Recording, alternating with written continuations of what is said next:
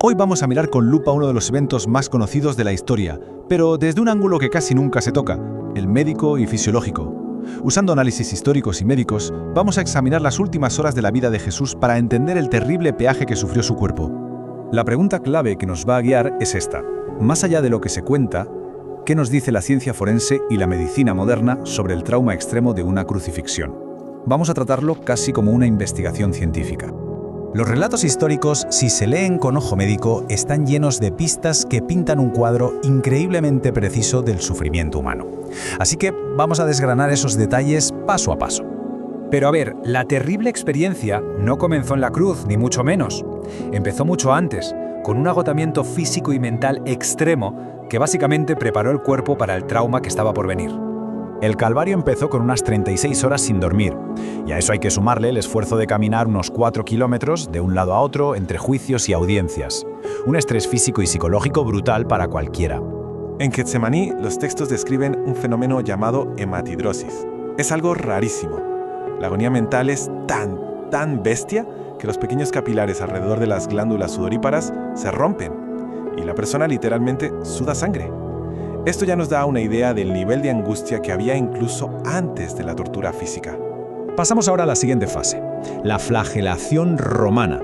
Y ojo, esto no era un simple castigo, era un método sistemático, brutal, diseñado para llevar a la víctima al borde de la muerte. La tradición dice que le dieron 39 latigazos. Era el número habitual, para no pasarse del límite legal judío de 40.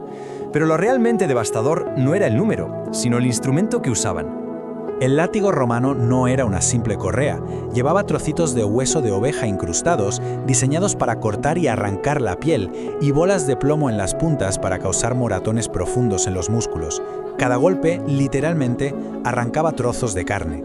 Para que nos hagamos una idea de la magnitud del daño, se calcula que las heridas de esos 39 latigazos habrían necesitado unos 2.000 puntos de sutura para cerrarse. El trauma y la pérdida de sangre eran masivos. Y por si fuera poco, la corona de espinas. El cuero cabelludo es una de las partes del cuerpo que más sangra. Clavar ahí cientos de espinas de más de 2 centímetros de largo habría provocado una hemorragia muy difícil de controlar. Y ahora sí, llegamos al evento central. Los romanos llevaban siglos perfeccionando la crucifixión. No era algo improvisado, era una ciencia del dolor, calculada para maximizar el sufrimiento y alargar la agonía lo más posible. Al condenado se le obligaba a cargar el travesaño de la cruz, el patíbulo, que pesaba entre 55 y 70 kilos. Llevar ese peso sobre una espalda ya destrozada por los latigazos era una tortura en sí misma. La madera en bruto se clavaría en las heridas abiertas a cada paso. Aquí tenemos que corregir una idea muy común. El arte siempre muestra los clavos en las palmas de las manos, pero desde un punto de vista médico eso es inviable. La carne se desgarraría por el peso. La realidad es que los clavos se ponían en las muñecas, atravesando un ligamento muy fuerte que sí puede soportar el peso del cuerpo. Y aquí está la clave de la crueldad romana. Sabían exactamente dónde clavar. Evitaban las arterias principales para que la víctima no muriera desangrada rápido, pero iban a propósito a por el nervio mediano. Esto provocaba un dolor agudísimo, constante, como una descarga eléctrica recorriendo todo el brazo sin parar. Una vez en la cruz empieza la verdadera tortura fisiológica. El simple acto de respirar, algo que hacemos sin pensar, se convierte en un ciclo de dolor insoportable.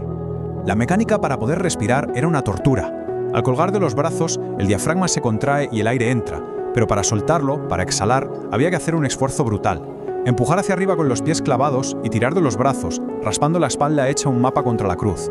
Cada respiración era una decisión dolorosa. Esto nos lleva a una conclusión impactante. Si para exhalar se necesitaba ese esfuerzo agónico, hablar era todavía más difícil. Cada palabra pronunciada desde la cruz requería ese mismo movimiento dolorosísimo. Fue literalmente un sacrificio. Y con todo esto llegamos a la pregunta final. ¿De qué murió exactamente Jesús? Y lo más intrigante, ¿por qué ocurrió tan rápido, en solo unas 6 horas, cuando algunas víctimas podían sobrevivir días en la cruz? Las teorías médicas más habituales para la muerte por crucifixión son el shock por la pérdida de sangre o la asfixia por agotamiento, pero en este caso, la evidencia del relato parece que no encaja del todo con estas explicaciones. Vamos a analizar los hechos que no cuadran. ¿Estuvo consciente hasta el final? ¿No en estado de shock? La pérdida de sangre, aunque fue mucha, fue controlada por la propia técnica romana. Y no le rompieron las piernas, que era el método para acelerar la asfixia. Médicamente, Que un hombre sano de 33 años muera en solo 6 horas es inesperadamente rápido. La prueba forense clave llega después de la muerte, cuando un soldado le clava una lanza en el costado. El texto dice que salió sangre y agua. Médicamente, esto se interpreta como la separación del plasma y los glóbulos rojos, un proceso que ocurre en la sangre ya coagulado después de morir. Esto indica que ya llevaba muerto al menos media hora.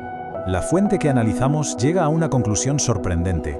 Desde una perspectiva puramente médica, no hay una explicación convencional para que la muerte ocurriera en ese preciso momento. El colapso fisiológico no parece encajar con los tiempos. Por eso, al no encontrar una causa puramente fisiológica, la fuente propone una explicación que va más allá de la medicina, citando este pasaje. La conclusión a la que llegáis es que la muerte pudo no ser una consecuencia inevitable del trauma, sino un acto de voluntad. Y cerramos con esta reflexión. Más allá de este caso concreto, este análisis nos obliga a preguntarnos por los límites de la resistencia humana. ¿Hasta qué punto puede la voluntad influir sobre la fisiología en situaciones de sufrimiento extremo? Es una pregunta que trasciende la historia y, la verdad, da que pensar.